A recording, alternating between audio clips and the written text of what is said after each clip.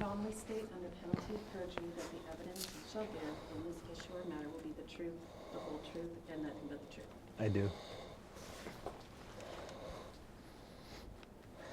Deputy Devaney, in January of 2012, did you conduct an investigation in Calaveras County, California, of alleged hang-up calls to Michelle Carr Bridges? Yes, I did. So you're asking me if what I wrote in this report is true and accurate? Yes. Yes, yes, it is. Okay. And so you could say safely that you didn't write any false information about me or my activities or whereabouts? No, sir. The phone trap revealed the phone numbers from which the annoying phone calls are being made from belong to S. Brian Smith. And that means suspect Smith. Correct. Okay, and you stand by that statement, sir? Yes, sir. Could you please look at this document? These are the AT&T faxes and letters that you refer to in your report. Okay, well, the phone company, in other words, is telling you in clear, simple language that they don't know who made the prank calls, correct? That's assumed, yes. It's assumed, okay. Well, and if you could please take a look at this copy of my telephone bill. Do those numbers correspond? Okay, and the exhibits I've handed you, you admitted to indicate that the numbers do not belong to me. Okay. Well, in a nutshell, did you send false information to the district attorney? No. You didn't. So you think you think the AT&T is wrong? This is obviously a separate investigation, but my initial report, when I write it true and correct.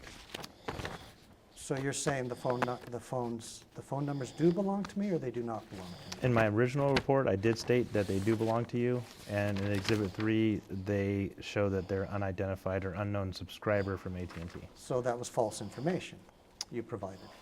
At the time, no. At the time, no.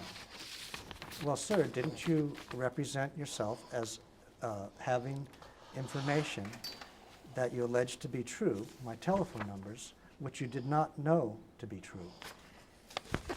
Again, as it reads in 2012, the phone numbers that I was given were known to be attached to you at that time. Known by whom? These were from the victims. Well, yes, I know the victims said it was my phone, and I'm saying that they're not telling the truth, and I'm asking why you reported falsely to the DA that these numbers belong to me. I don't report false information, sir. So you're saying the AT&T is incorrect. Getting back to your report, what color is my house in San Francisco? I do not know. Where is it located? I have no idea.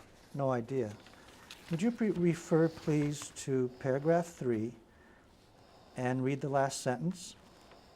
Smith frequents. The Bay Area where he has another home. Well, did you write that? I did. Well, is it true? The next to the last paragraph. Well, if you consider the last sentence a paragraph. Michelle told me that nothing is ever said on the phone. Well, there you make a difference. You say, Michelle told you this, correct? Correct. And that's differentiated from the fact that you don't say that in the previous statements in the same report. Is that correct? I don't start my sentence with Michelle told me, correct. My question is, did you say in a declarative way that Smith frequents the Bay Area where he has another home? Yes. You didn't say the alleged victims claim that Mr. Smith frequents the Bay Area where he has another home, did you? It's assumed in this report because that's the style that we write in. Oh, I don't think it is. Who assumes that? Now you're arguing with him again. Who assumes that? I assume that then. Oh, you assume it. Well, do you think the DA assumes it? Well, why do you think the alleged victims claimed I have a house in the Bay Area that I frequent? That's what they stated. But and I'm asking you, in your experience as an officer, why do you think they'd say something like that? I have no idea, sir. You have no idea, and yet you made that statement. Correct. Well, do you think it was to make me appear that I had the financial means to engage in sophisticated harassment? Do you think that could have been it? I have no idea. Okay, well, do you think they might have said that because they searched my name on the internet and came up with just a name like Smith and put that in there? I can't assume that. So you have no idea why they say that? No, sir. You think they could have been lying? It's possible. What do you think is likely? Anything's possible.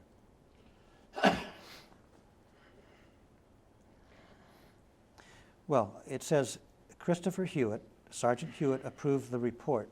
What does that mean exactly? That means that my capacity at this point was a deputy. I took the report. Once I've completed the report, I submit it for review, and the sergeant will review the report and then approve it and sign his name at the bottom. He'll review the report, so he'll read it. Yes, sir. And how is it that, do you think, that he was unable to see these AT&T communications reflecting the fact that they don't know who made the calls? I can't assume that. You can't assume it? You I'm not Sergeant Hewitt, sir. Uh-huh. Well, what's his usually, well, does he usually make up stuff? Do you think? I don't know what you're talking about making up. Well, it's not my house, it's not my telephone numbers. Two judges at different times? Please, sir, please don't make speaking objections, it's unethical. I'm asking you if that's included in the Please don't hypothetical. please don't interrupt a deposition, Mr. Foley. It's an incomplete question. Isn't it past your cocktail hour? It's 2:30. Could be getting close. Well, yeah, I know, and I referred to you on the internet as a drunken criminal. Is that true? I don't know. What are you?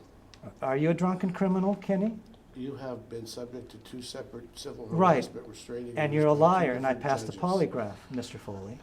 They are Go accurate, faster. Mr. Foley. You're dirty, and this case is dirty, and you know it. Well, Certainly won't. are you tested? Would you state under oath that this is a clean case? Answer the question. Is this a clean case? So as Well, Jack would you please Nicholson stop said interrupting, Mr. in Foley? A Few Good Men, Please stop making speaking objections. Well, you're right. Smith has not been able to be questioned regarding this case. Correct. And what does that mean exactly? That means that I have not been able to contact you in regards to your statement related to this report that I took. Well, in the course and scope of your daily activities as a deputy sheriff, do you have access to a pencil? Yes. Do you have access to a telephone? Yes. You know I live in a rural area. Could you have left a note on my gate? I have never been to your house, sir. Well, wouldn't my address be on the paperwork? It would. Well, sir, now you know that the telephone company says they don't know who belonged to those phone numbers, right? You As know- of, I believe, December 2nd, 2011, at 2:30, yes. A month before you wrote your report. Okay. Could you not have easily acquired my telephone number to call me? I could have, but the numbers I was provided is what I attempt. Right, and so you didn't. You could have, but you didn't. These were the numbers I was provided, and these were the numbers that I attempted calls to. Right, so could you answer my question? You could have, but you didn't. If I was given the phone number, correct, yes. It's Just make sure that you're not asking me leading questions as well. Well, please don't give me advice, if you don't mind. You're a hostile witness, wouldn't you agree, Mr. Foley? no, He's not an opposing, he didn't write this contrary to my interests? takes reports from people, Right, and these are contrary to my interests.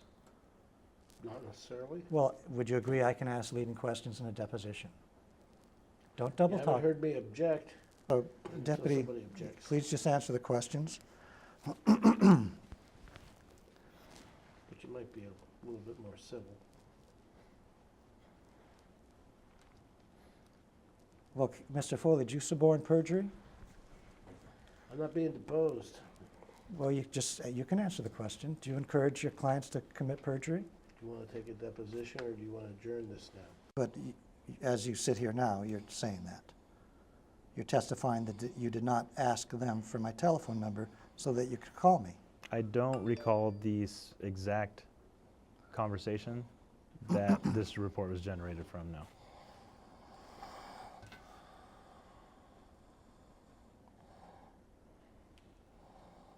So when you say that Mr. Smith has not been able to be questioned, would you call that a true statement? Yes, Even though you decided not to pursue the matter?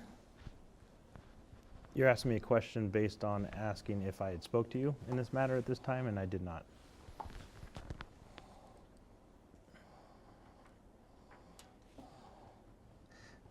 Well, sir, you go on to say there's no further leads regarding his location in Calaveras County besides his address. Is that correct? Correct. So what does that mean exactly? You know where I live, you can get a hold of my telephone number. So what, did you think I was flying around in a Learjet? At this time, I was not provided an address, and that's exactly what I stated. Well, sir, my address would be on the documents connected with the case, wouldn't they? I would assume they would. You mentioned that there's a restraining order granted. It would be on that as well, wouldn't it? Correct. And you say in your report that you're including that, you had access to that in the report that you sent to the DA's office, correct? Correct. Well, sir, you don't think that the way you wrote that you sent to the DA, no further leads, isn't that just a fancy way of saying we're too busy to do an investigation?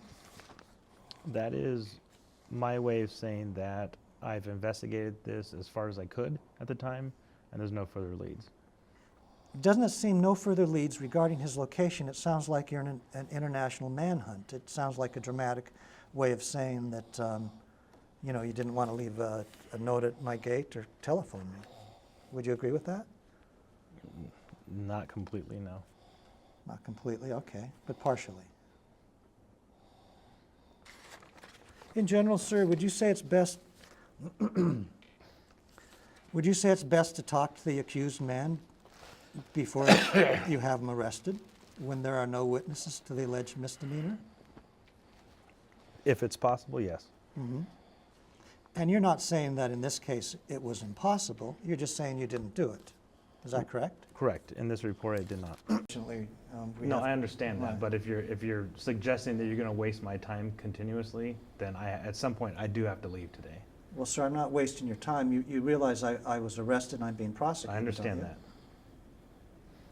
Well, do you think I have a legitimate interest to ask you why you wrote all this stuff? You do, but what Mr. Foley's alleging is what I feel that you're doing, is you're asking me questions that I can't honestly answer because I have no personal knowledge of them. So in my opinion, you're wasting my time. You have no personal knowledge Right. because you didn't conduct a thorough investigation. You're asking me?